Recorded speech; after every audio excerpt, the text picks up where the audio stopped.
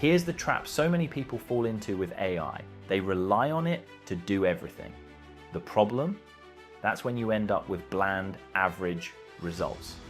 There's a smarter way to work with AI, one that keeps your creativity in the driver's seat while still letting the tech do the heavy lifting. In this clip from a LinkedIn Live with Mango Magic, I share the 10-80-10 method, a framework that changes the way you collaborate with AI. Yeah, it's interesting. A lot of people on this thing they'll say that they'll use AI to clarify thinking, and then you mentioned you don't want to use the AI because writing clarifies the thinking, but then at the same time talking with it, you're obviously bouncing ideas, and maybe that helps clarify the thinking. So what are some of the other things where you feel like, okay, this is the time to collaborate with AI, and then this is the time where it's lead time, Yes, I feel there's a very key differentiation in the working mode with AI. I don't want to outsource my thinking to AI. So I don't like using AI as a strategist.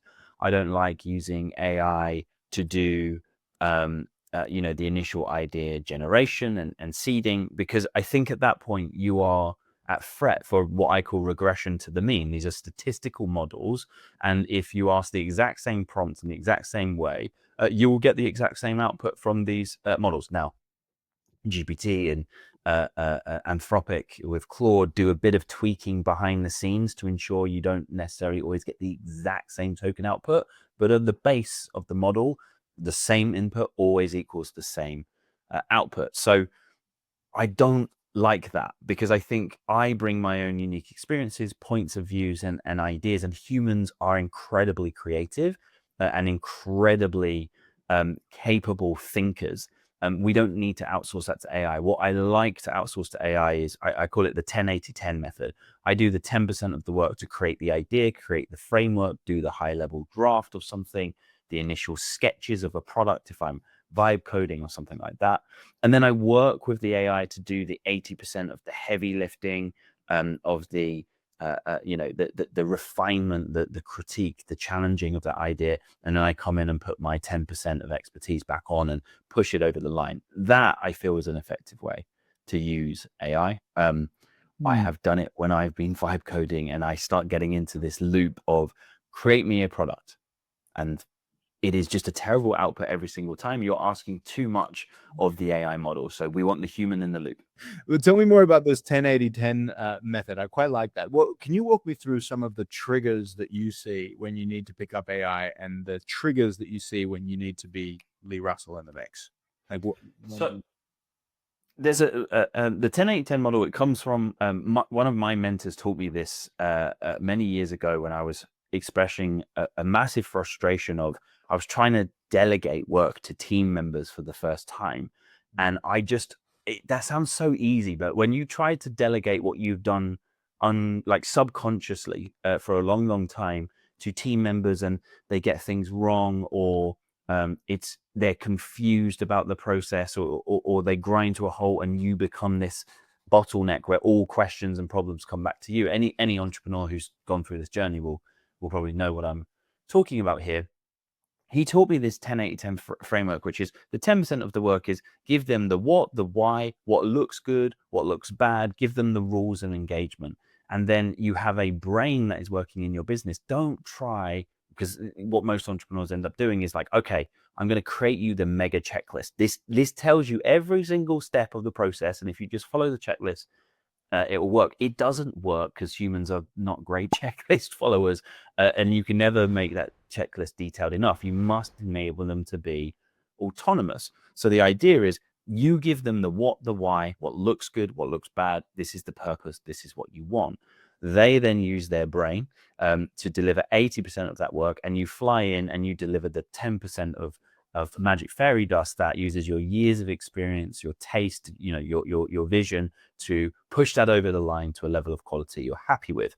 That is exactly how I think about working with AI and AI agents. I must give them great context on what we want and what the rules and engagement are, and exactly what the finished output looks like. If we're really doing a great job with AI, we also do something called few shot learning. This is what good looks like. This is what bad looks like.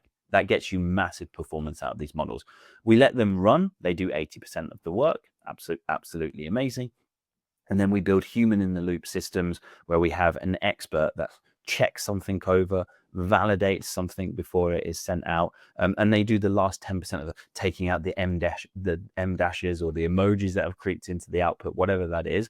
Currently, in 2025, that is, I think, an incredible way to work with AI. This idea that we have models that are so powerful that you can just give them vague directions and they autonomously go off and do it. No problems, come back, ta-da, you have an app from one prompt. That does not exist in reality today. So that's how I think about working with AI. When should we be using AI? When should we not be using AI? There's an incredible concept from robotics called Moravec's paradox. The Moravec's paradox kind of states that computers are incredibly good at things that humans are incredibly bad at. It can translate language from one to the other. It can do calculus. It can do pattern recognition on data sets that the human mind would not even be able to consume, and many more things here. But the paradox is that computers are incredibly bad at things that humans are incredibly good at, which is being non-congruent, a strategic planner, picking an object up in 3D space and twisting this around. You ask a robot to do that, very, very difficult task. So I look for systems and processes in businesses that we can firmly put an agent in place that exists in the world of the right side of Moravec's paradox for them. We want them helping you do your translations, your content generation, your pattern recognition and data analysis. We don't want them being a strategic advisor. We don't want them making plans and strategies, because actually humans are far more incredible at that in 2025 right now. That's how we get a return on investment on that AI work currently. I like that. The what, the why, the good, the bad, the rules of engagement sounds like a lot of how we structure prompts, right? And so you put it in that in that structure. Exactly that. Because it's like, I really think about this in the terms of like AI agents are employees, and you wouldn't expect an employee to turn up on day one of the business, so day one of their job, with no training, no context on what the task is, no SOPs or anything like that, and just say, go do. And then you are obviously, they'll do something, but you would obviously be unhappy with many of the things that they do, because they'd have to work out so much for the first time. So a great prompt really must be like a great piece of training material that you would give any of your employees. And if you look at it in that sense, like most prompts fail because most people are very lazy prompters, because it is hard work creating training material. It's hard work creating great prompts. Don't forget to like, share, and subscribe. It really helps the channel grow. And if you enjoyed this video, I think you may like this one too.